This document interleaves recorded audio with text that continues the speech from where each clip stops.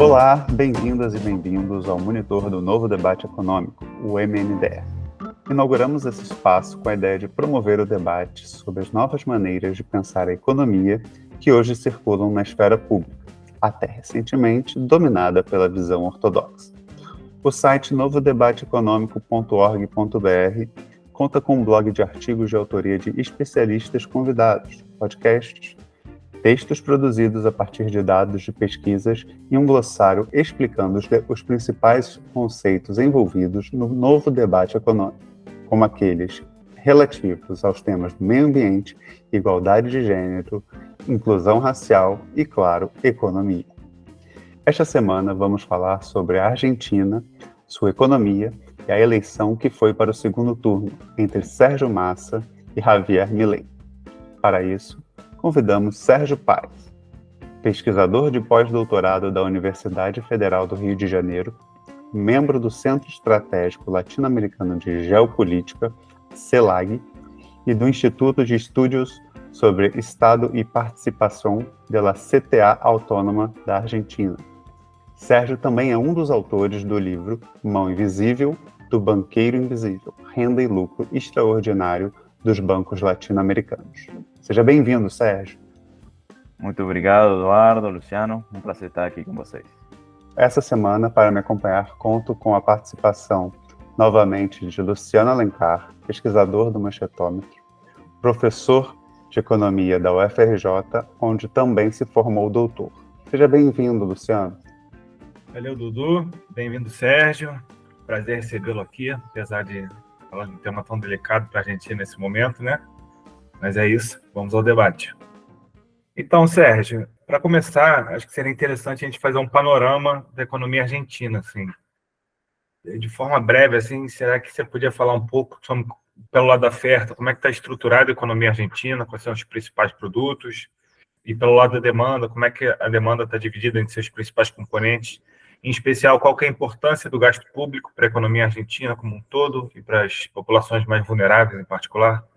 Para começar, para caracterizar a economia argentina, o que temos que pensar é que está inserida na lógica da América Latina, né? Uma inserção internacional periférica.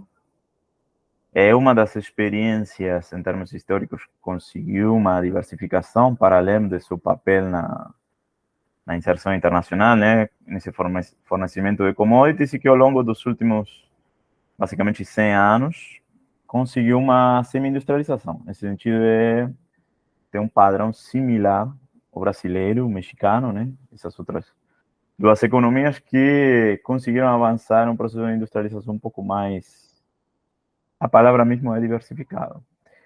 Esse processo ficou parcialmente cancelado, abortado a partir da última ditadura militar. Mas o que no início do século XXI temos é uma estruturação de uma economia similar à região, né, no sentido que a maior parte da população está concentrada em uma grande metrópole, em Buenos Aires, área suburbana e áreas aledañas que concentram quase o 40% da população. Aí temos uma economia diversificada, né, porque o principal sector, que é o agrícola, que é a inserção internacional, é nessa área. E como vive a maior parte da população, também se assentou as manufaturas. E em termos regionais, depois podemos caracterizar, né, a Patagônia tem um papel muito forte na questão energética, né, onde as reservas petrolíferas estão assentadas. Depois temos a área de Cuyo, né, Mendoza, San Juan, caracterizada por seu produto estrela, que é o vinho, né, o vinhedo, também conhecido internacionalmente, reconhecido. E temos o noroeste, sim, que linda com Chile e Bolívia, com produtos assim agrícolas associados a cana-de-açúcar e um pouco de mineria. Depois temos o noroeste, né, mais associado também a sectores agrícolas como chá, erva mate. E o que completa o mapa, né, são Rosário e Córdoba, né, que são os outros dois centros urbanos de relevância, que têm esse mix que se apresenta em Buenos Aires, mas de menor tamanho.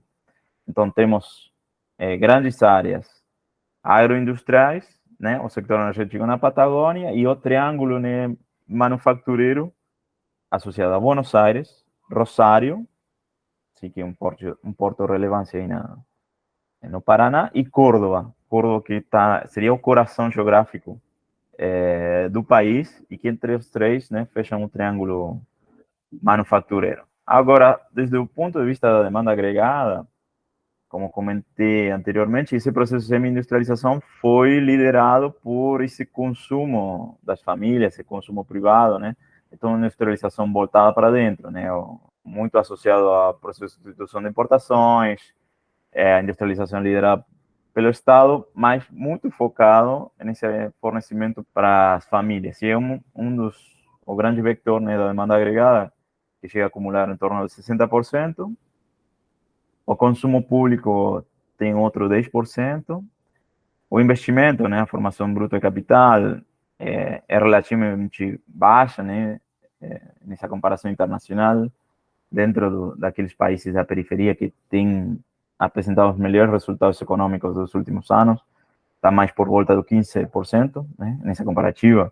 China, Indonésia, né, a Ásia em geral, que está rondando mais 30%, 40%.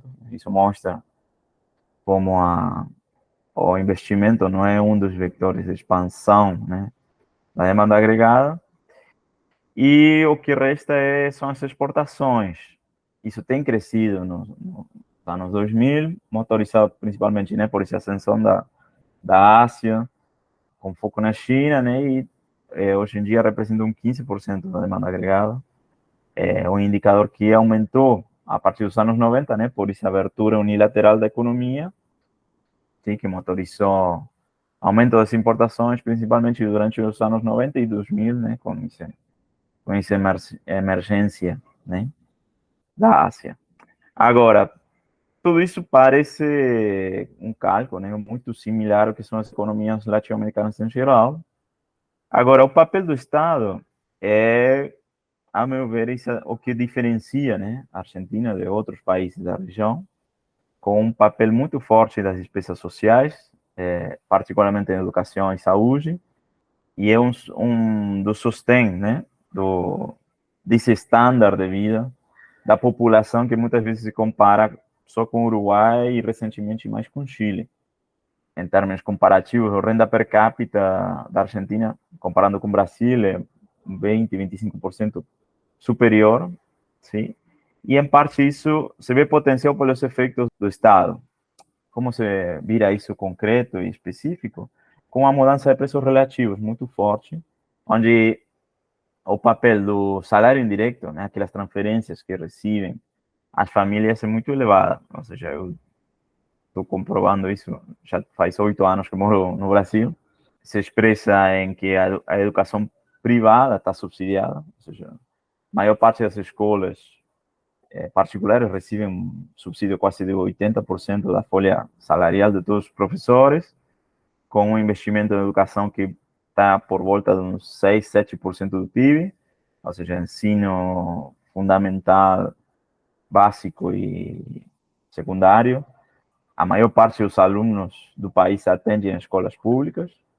E o papel do universitário também é muito relevante. Eu acho que 80% dos alunos universitários vai a universidades públicas nacionais, e isso é uma realidade, né? A diferença do Brasil, não tem vestibular.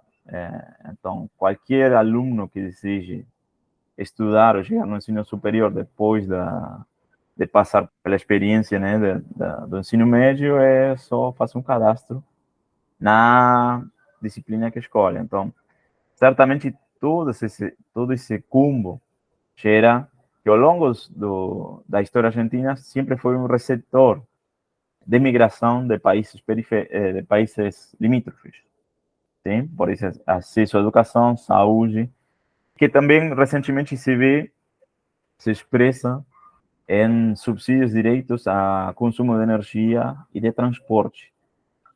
Para vocês terem uma noção, o metrô, por exemplo, aqui no Rio está quase R$7, no São Paulo 4,40, em Buenos Aires está menos de um real. Do mesmo na energia, né? Na comparação, o o faturamento de luz, do gás, é 10% do que eu pago aqui no Rio. Então, tudo isso gera uma capacidade depois de consumo, né? Tirando aqueles custos fixos das famílias, né? Que possibilita, por um lado, esse sostém de uma economia diversificada e, como vamos ver um pouco mais na frente, essa internacionalização, né? Esse turismo, esses fluxos para fora em termos de renda, que é uma das causas da inestabilidade macroeconômica. E, Sérgio, aproveitando, né, que a gente está falando um pouco sobre essa crise, né, a gente teve, né, nos últimos anos, a Argentina sofreu nos últimos anos com uma seca que começou lá em 2020, né, e veio até 2023, e que prejudicou muito a produção agrícola no país, né? Não dá para a gente falar sobre produção agrícola na Argentina sem falar sobre isso, considerando, por exemplo, que a área que foi assolada por essa seca corresponde a um tamanho mais ou menos do que é o Nordeste brasileiro, ou seja, não é pouca coisa, não é um tamanho pequeno, é um tamanho bastante considerável para um país do tamanho da Argentina ter uma região do tamanho do Nordeste brasileiro com uma seca que foi, né, em 2023 e vem desde 2020 ocorrendo. E essa seca, ela afetou diretamente o PIB e a geração de divisas do país. Com isso, o país atuou, né, a Argentina, o governo argentino atuou e veio utilizando das reservas e criaram-se mais dívidas com a FMI. E a gente viu também uma desvalorização acentuada nesses últimos anos do peso argentino. Para além da seca, o que a gente pode trazer que explicam essa situação que a gente está visto na Argentina de perda de reserva, dívida com o FMI e desvalorização do peso? Bom, aqui tem um convívio de vários elementos estruturais, né? Para além desses conjunturais que você menciona da seca, né? Que foi, realmente esse último ano foi o pior, porque significou a diminuição de praticamente a metade da produção agrícola. Todo o sector agrícola é a principal inserção internacional. Então, significou uma diminuição muito forte da disponibilidade de divisas.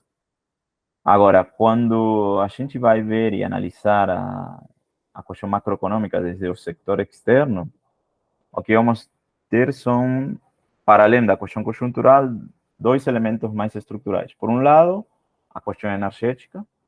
Já tem basicamente uns 15 anos que a balança energética é deficitária, para além de que a Argentina conta com reservas hidrocarburíferas que poderiam ser aproveitadas. Isso, em 2012, promoveu que digamos, a principal empresa petrolífera que tinha sido privatizada nos anos 90 fosse renacionalizada como para restabelecer a soberania energética e que ainda não atingiu esse patamar de soberania. A perspectiva é que quando seja finalizadas as obras para integrar Vaca Muerta, né, que são reservas lá na Patagônia, com o sul do Brasil, essa soberania energética seja atingida e consiga saldos exportáveis.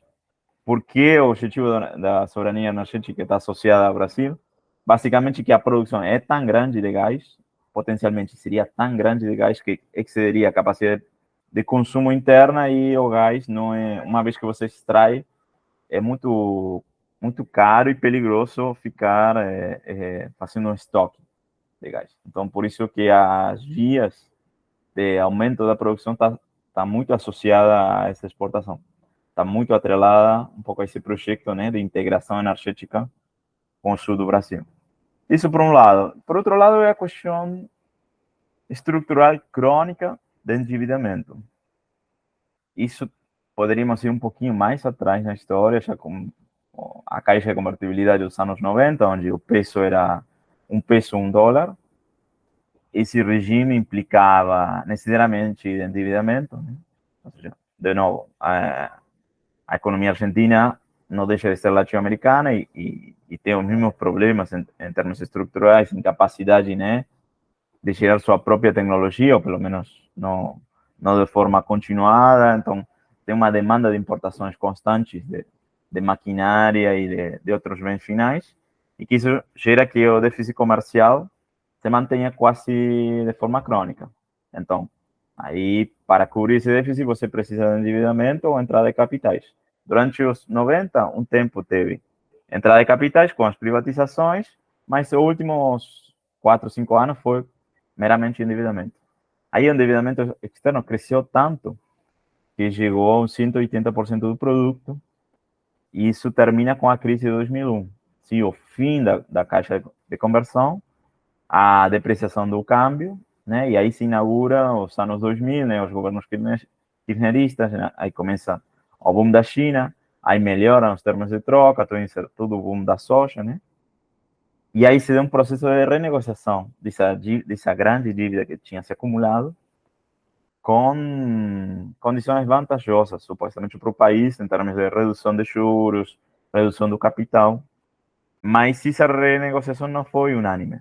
Ou seja, entrou 93% dos acreedores, o que parece quase unânime, mas aí aparecem aqueles fundos, em espanhol seriam fundos buitres, fundos urubus, né? Ou em inglês seria vulture funds.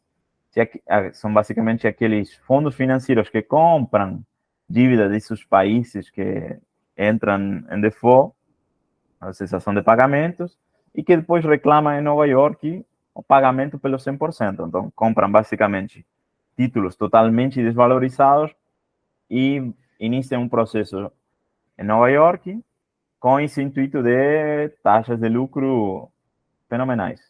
Então, a Argentina entrou nessa briga por esses 7% até 2014, 2015, né? Que aí sai uma decisão desfavorável para a Argentina, né?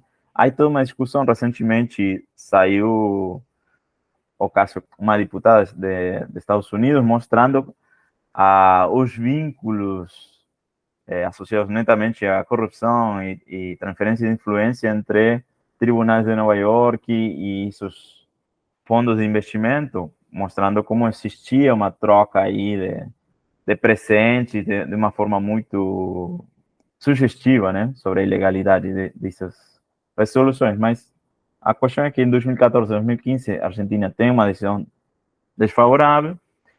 Aí o governo de Cristina decide apelar, né, tentar ir na Suprema Corte de Estados Unidos, mas aí vem a troca do governo, quando Maurício Macri, uma tendência mais liberal, aceita essa resolução e decide pagar esse 100%, sim, da resolução, sobre o intuito de que era necessário voltar nos capitais, nos mercados de capitais internacionais, e que sem esse acordo e sem esse pagamento não seria possível. E aí, isso, em 2016, ele emite novos títulos para pagar essa dívida por volta de 50 bi de dólares, mais ou menos. E iniciou um novo processo de endividamento, né? Sobre essa necessidade, né, também de fechar a conta comercial, né, financiar a conta comercial. E isso chega até 2018. 2018, os mercados internacionais falam: acabou o dinheiro, não vamos emprestar mais para a Argentina, porque não vai ser possível que continue esse processo acelerado. Aí a bibliografia fala do maior processo de endividamento da história argentina, ainda maior que o dos anos 90 e ainda maior que da última governo militar.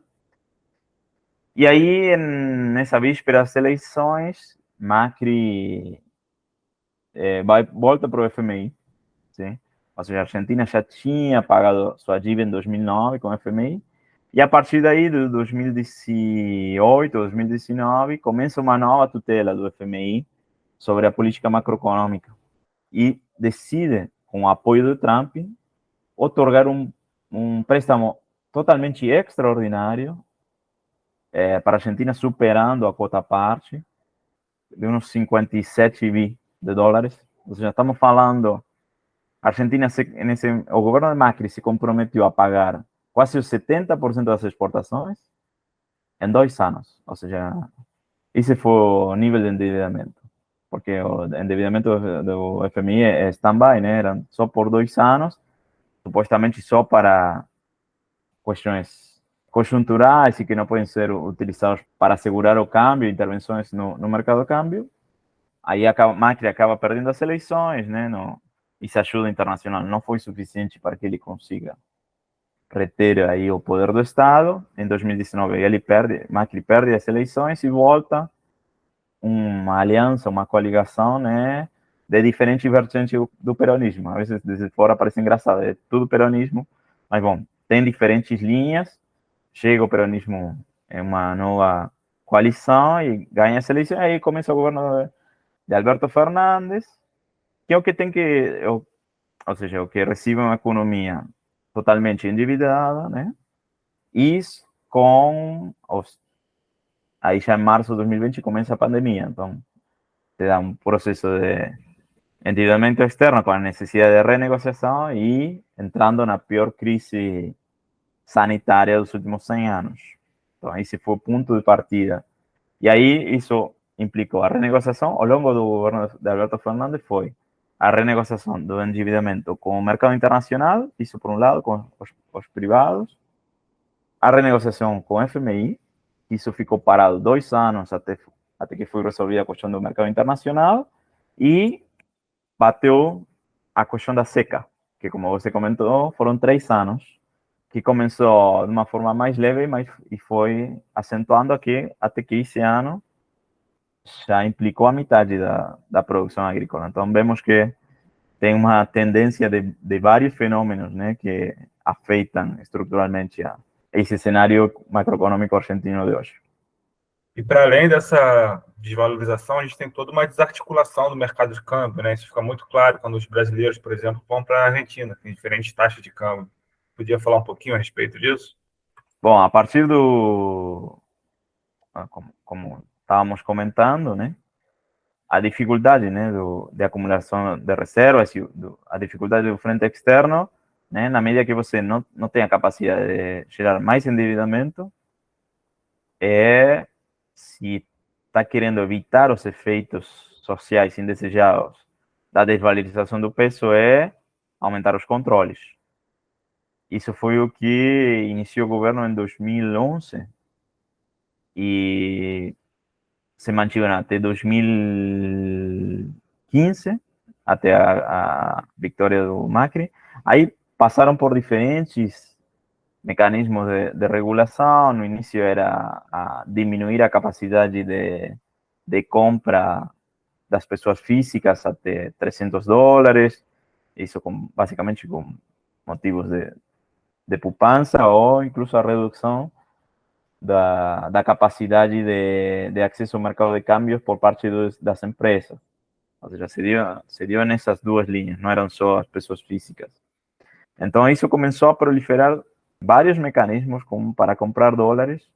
O mais óbvio e evidente é aquele que tinha dólares em casa, vendia a um preço aí na rua, sim, que em geral oscilou, né? Em algum momento chegou a dobrar o preço oficial. Apareceram aqueles financeiros, né, associados à compra de títulos, mecanismo, hoje em dia se chama dólar MEP, ou contado com liquidação, que basicamente consiste em comprar um título que cotiza em dólares, mas que é liquidado em pesos, e aí você troca esse mesmo título por aquele que cotiza em dólares, mas que paga em dólares. Sim? Então, aí se gera um tipo de câmbio paralelo a partir do mercado de câmbio. Isso, os controles mais ou menos tiveram até 2015. Depois Macri liberalizou e gerou de novo uma unificação da taxa de câmbio, mas com um efeito de uma desvalorização de 40%. Tudo isso, logicamente, com impacto em preços.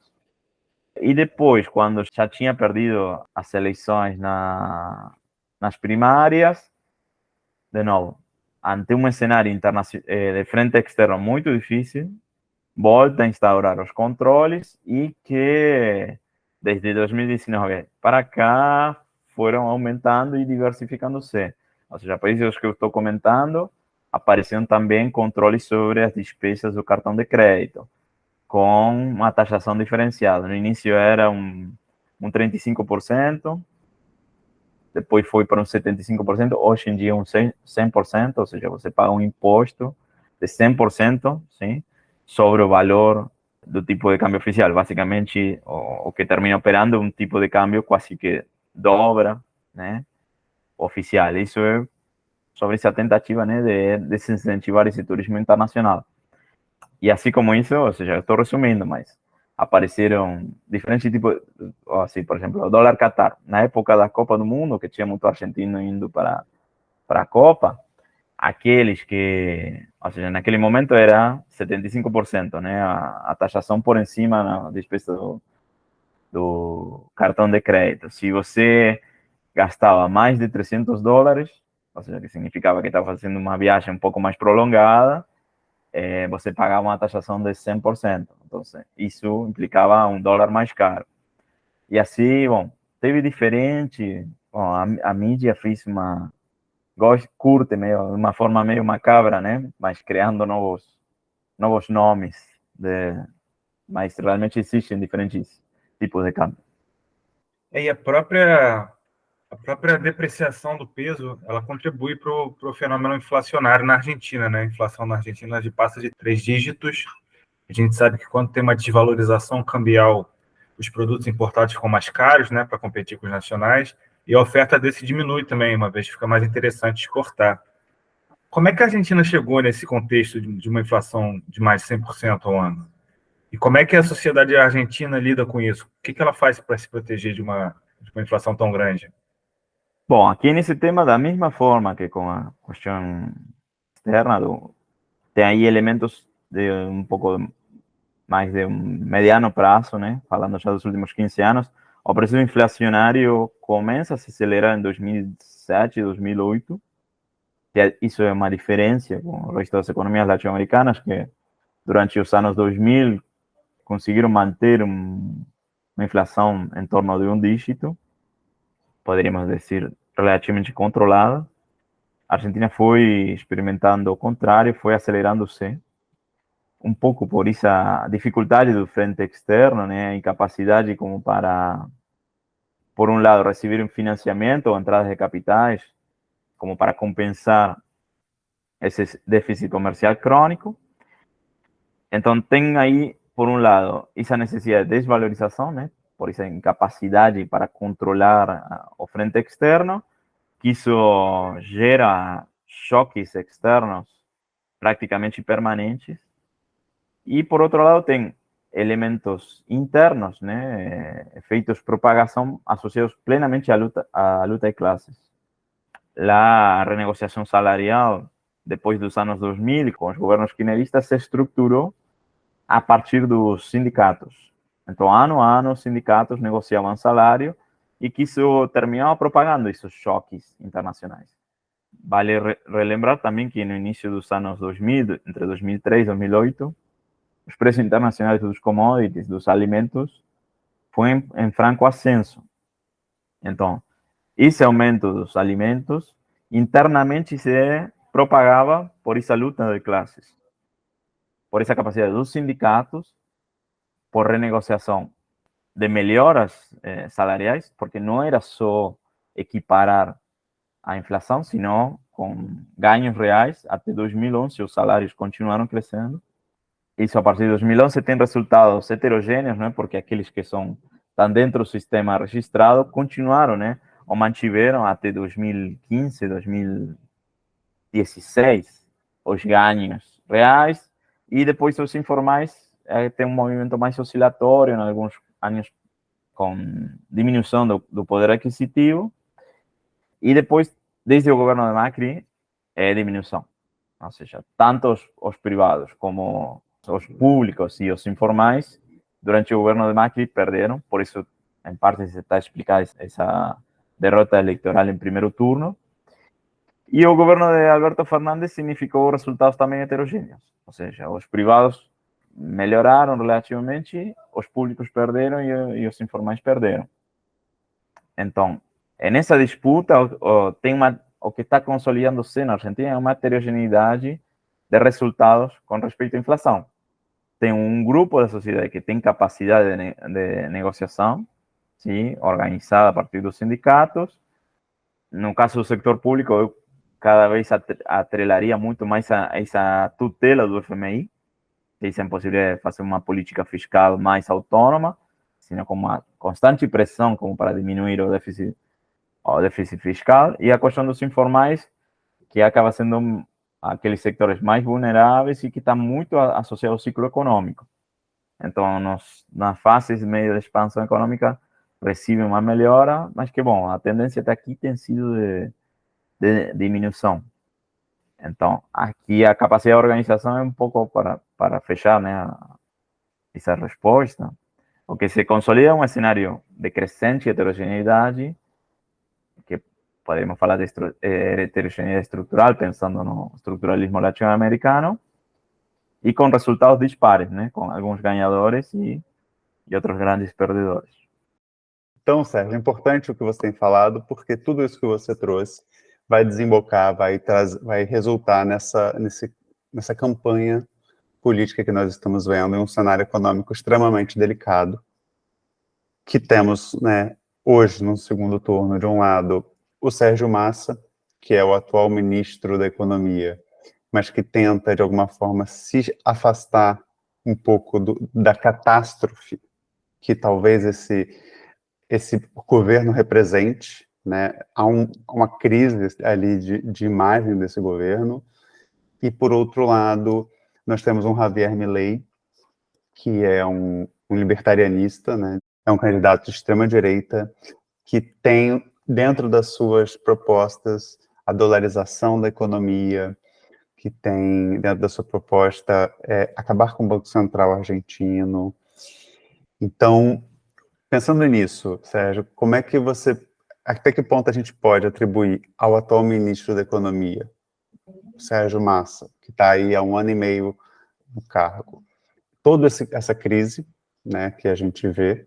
Ele não viveu o tempo todo do governo Fernandes, mas o que ele tem de culpa dentro desse processo e qual é a proposta que ele traz para resolver essa crise, para enfrentar essa crise, e qual é a proposta e a alternativa que o Milei, que é o adversário, também planeja para enfrentar a crise. Inclusive, acho que é um fato importante da gente colocar aqui também, né, que o Milei também foi um dos responsáveis por um dos momentos de desvalorização do peso.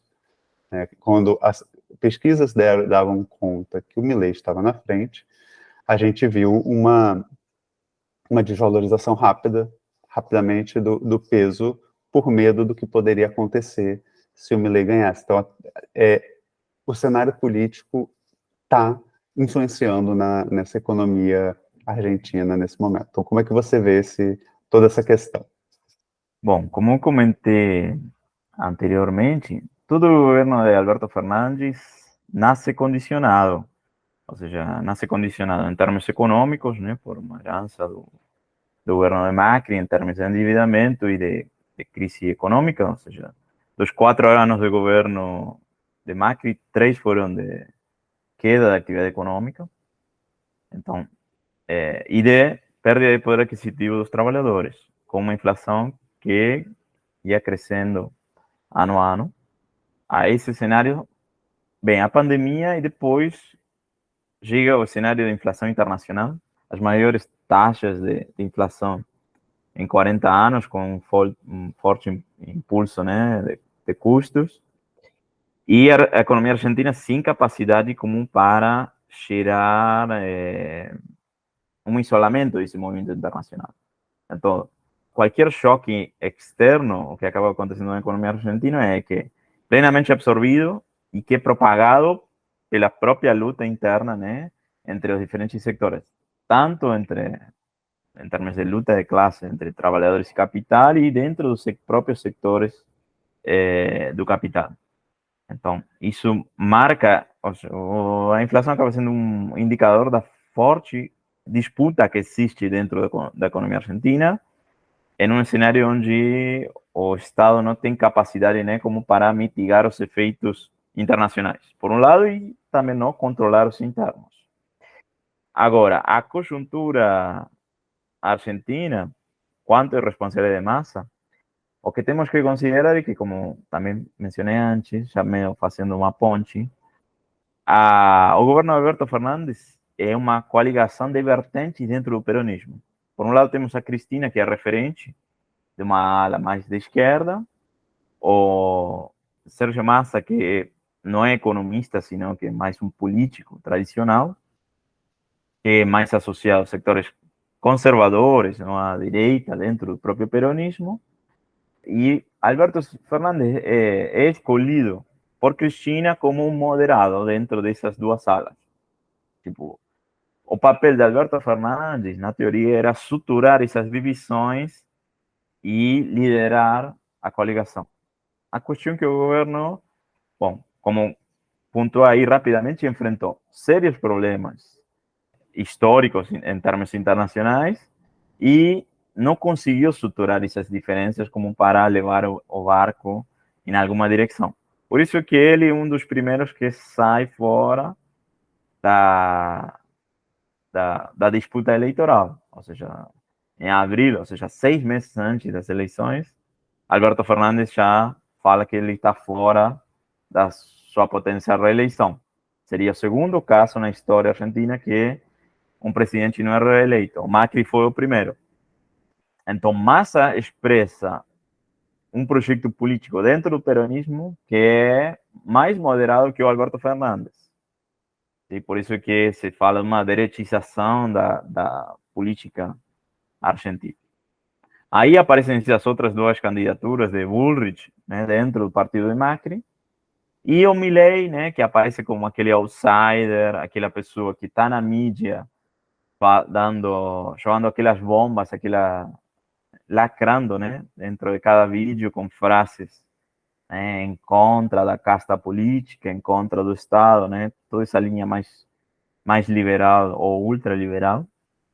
E aí onde começa ele a emerger como aquela imagem, aquele representante da insatisfação política, né? Porque estamos vendo de um governo já liberal em termos de Macri, ou que seria um peronismo na Alberto Fernandes, com aceleração da inflação, com problemas da desvalorização do peso, que isso também tem um componente também estrutural ou sociocultural, né? A Argentina, desde os anos 70, os argentinos poupam em dólares, né? Ou seja, as casas, os carros são comercializados em dólares. E aí que a Argentina é um dos principais países que tem notas de dólares, não nos bancos, sino nas próprias casas. Ou seja, se gerou uma desconfiança plena do sistema bancário derivada de diferentes crises do sistema financeiro. 2001 foi já a última história onde os depósitos, a poupança ficou bloqueada dentro do banco durante quase 6 meses. Então, tudo isso gerou um aprendizado, por assim dizer, que no banco não dá para acreditar. Então, o argentino já pensa em dólares, já pensa na sua poupança, e como comentei antes, dado o próprio papel do Estado, o argentino tem capacidade de poupança, porque digamos, as principais despesas estão diminuídas por esse efeito do Estado. Então, vemos que todo esse problema externo também afeta as próprias expectativas e as próprias subjetividades do argentino. Então, ante um cenário onde se apresenta totalmente caótico, falta de perspectivas melhores, é onde cresce essa figura de Milei. A questão é que depois digamos, das primárias, que era como para definir os candidatos dentro dos partidos, bom, aí, olha, o candidato Milei vira a realidade. Então, aí é onde começa uma análise um pouco mais aprofundada em termos do todo o espectro político, bom, quais são as propostas de Milei? É isso que você comentou, suprimir plenamente o Banco Central, ainda que praticamente todos os estados do mundo têm um esquema de Banco Central, não só controlando o circulante, sino como respaldo do próprio sistema de bancos. A ideia da dolarização, quando nenhuma economia do tamanho da economia argentina, ou seja, fazendo uma comparação internacional, na região é as terceira economia, depois da brasileira mexicana, e em termos internacionais é número 22, 21. Então, é uma economia relativamente mediana. Hoje em dia, as que funcionam assim como um esquema de dolarização são ilhas ou economias sumamente pequenas e com resultados que a gente pode discutir, mas que não mostram grandes benefícios. Então, também, nenhum dos sectores econômicos, assim como eu comentei, não parece beneficiar-se diretamente das principais propostas. Isso por um lado, e depois tem uma questão da vice-presidência que está muito associado ao governo militar. É filha de uns repressores condenados durante o governo militar. Então, isso já começou a aparecer discussões, para além das declarações sobre venda de órgãos, venda de crianças, todo esse delírio de mercantilização da vida plena, também havia questões históricas de questionar a própria transição democrática em Argentina, é um dos valores, e que a gente exporta isso. Os filmes que ganharam prêmios Oscar estão totalmente associados a esse processo, por assim dizer, bem sucedido de memória, justiça e verdade. Então, tudo isso ficou mais no holofote de todo mundo e creio que está por trás dessa virada nesse primeiro turno, e ainda tendo o ministro da Economia como aquele que supostamente está liderando a economia, mas que tem todo esse contexto internacional e que é mais um articulador político. Bom, hoje em dia, por isso que aparece essa realidade, bom, provavelmente Sérgio Massa vai ser o próximo presidente, e que hoje aparece como culpado, mas, como vemos, tem umas figuras um pouco mais amplas e bem mais complexas. Aproveitando, Sérgio, um pouquinho, eu acho que é interessante, você falou um pouco sobre quão absurdo é a proposta do Milei de dolarizar a economia argentina e a questão também do Banco Central. Pensando um pouquinho nisso, o quão desastroso seria, pensando, você falou do tamanho da Argentina, mas o quão desastroso para a gente ter, para quem está ouvindo, ter pelo menos alguma noção do que seria não ter um Banco Central para a Argentina, e talvez o que poderia trazer essa dolarização, pensando nesses efeitos negativos do que isso aí pode trazer. E até que ponto é viável uma dolarização? Bom, respecto à viabilidade, aí a estimativa é que a Argentina deveria receber 40 bi. Como comentamos até aqui, as reservas internacionais são muito baixas, até se fala que são negativas, ou seja, recentemente a Argentina recebeu uma extensão, um aumento do swap que tem com a China, né, que é aquilo que dá como backup, né, nessa relação comercial. Então, hoje em dia, as reservas líquidas seriam negativas. Então, está querendo dolarizar, mas não tem dólares. Bom, não parece viável. A estimativa de quanto seria necessário são mais ou menos 40 bi. Ou seja, a Argentina precisaria outro endividamento com o FMI, super extraordinário, quase pela metade das exportações. Ou seja, deveria receber quase, basicamente, um apoio direito dos Estados Unidos. Vai, dolariza, que a gente depois cobra de vocês. Isso desde o ponto de vista técnico de viabilidade. Eu acho que politicamente não seria tão fácil, deveria passar pelo Congresso, e, bom, logicamente, já hoje já sabemos que não teria maioria dentro do Congresso. Então, em termos políticos, bem complexo, em termos políticos institucionais, políticos das ruas e dos setores que seriam beneficiados, acho que já hoje em dia ninguém está defendendo essa proposta de dolarização. Em termos potenciais ou hipotéticos digamos, do problema que pode gerar um esquema de dolarização, eu acho que a experiência mais próxima é o que aconteceu nos anos 90, onde você mantinha sua política monetária, definindo taxa de juros, mas que mantinha o câmbio fixo, né? Já o fato de manter o câmbio fixo gerou esse problema que eu comentava antes, essa necessidade constante de recebimento de fluxos de capitais ou de endividamento, e que terminou com um efeito de uma desindustrialização desacelerada, né, pelo câmbio totalmente apreciado, que isso, logicamente, impactou na geração de emprego. A Argentina chegou na crise de 2001 com uma taxa de desemprego do 25%, com uma taxa da pobreza em torno de 50%, e tudo isso foi o resultado de uma recessão de 3 anos. Então, foi um processo de desarticulação social e econômico muito acelerado. Então, isso é um pequeno exemplo do que poderia chegar a acontecer com uma dolarização que, como sabemos, implica uma restrição muito maior em termos de política econômica e de política monetária. Sobre a supressão do Banco Central, eu acho que, de novo, se temos que fazer esse exercício histórico, temos que voltar praticamente antes da crise dos anos 30, né, onde provavelmente, ou seja, para além dos problemas internacionais associados, né, a essa falta de controle da taxa de câmbio, o que também ficaria sem respaldo o sistema bancário, ou seja, basicamente com os compulsórios, toda essa estruturação e essa regulação, né, vamos dizer, banco-prudenciais, como todos os controles que exigem, essa regulação que exigem sobre os bancos, em termos de liquidez, de capitalização, né? Basicamente, todo o sistema bancário estaria sob risco, né?